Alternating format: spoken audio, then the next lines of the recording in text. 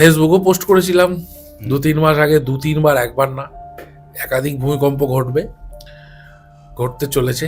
এটা অ্যাস্ট্রোলজি। এখন যদি আজকেরও ট্রানজিট তুমি দেখো, আন্তর্জাতিক গণনা ক্ষেত্রে কিছু কিছু বিষয়কে দেখতে হয়।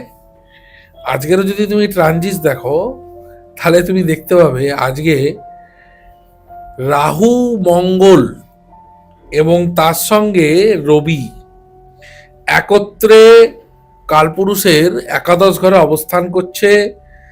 রাহু বসে আছে রাহুর নক্ষত্রে, মঙ্গল বসে আছে মঙ্গলের নক্ষত্রে, এবং রবি ও রাহুর নক্ষত্রে বসে আছে।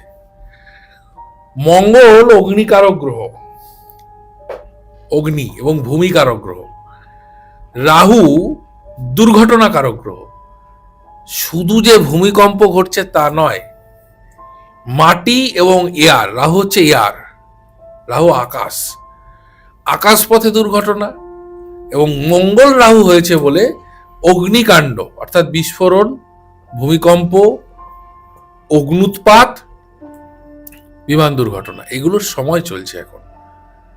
সামনে ভোট, ইলেকশন, রাজনৈতিক সংঘর্ষ হবেই।